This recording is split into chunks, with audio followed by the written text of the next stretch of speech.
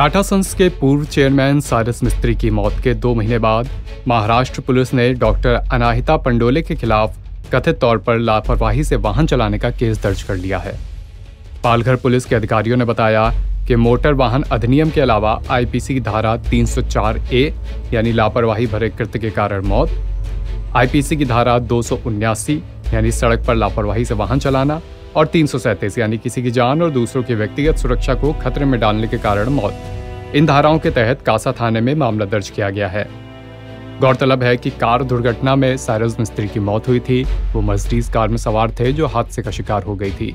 इस कार में साइरस के अलावा 3 लोग और थे, यानी कुल 4 पैसेंजर कार में थे, जिनमें से 2 पैसेंजर की मौत हो गई थी, जिनमें साइरस भी शामिल थे। बाकी के 2 पैसेंजर गंभीर रूप से घायल हुए थे, जिनमें डॉक्टर अनाहिता पंडोले भी शामिल थीं।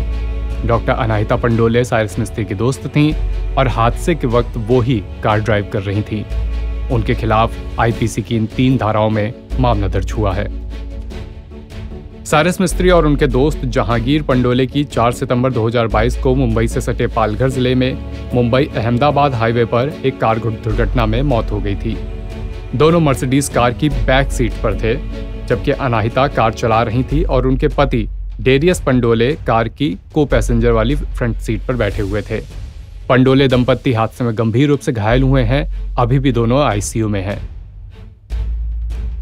साइरस मिस्त्री की मौत के बाद इस बात को लेकर बड़ी डिबेट छिड़ी कि कार की बैक सीट पर भी सीट बेल्ट अनिवार्य होनी चाहिए।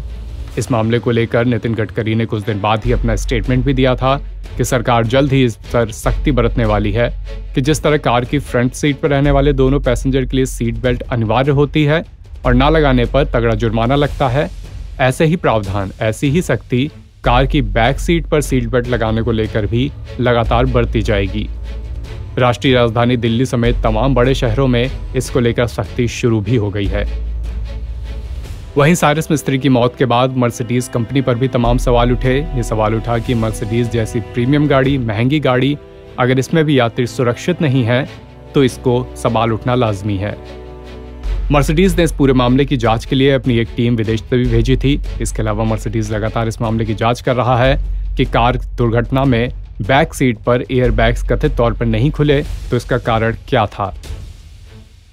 बता दें कि साइरस मिस्त्री टाटा सन्स के छठे अध्यक्ष थे। उन्होंने 2012 में रतन टाटा के बाद ये पदभार संभाला था। हालांकि मिस्त्री को 24 अक्टूबर 2016 को टाटा सन्स के अध्यक्ष पद से हटा दिया गया था। इसके बाद 6 फरवरी 2017 को होल्डिंग कंपनी के बोर्ड में निदेशक के रूप में भी उन्हें हटा दिया गया था। मामला सुप्रीम कोर्ट तक भी पहुंचा था।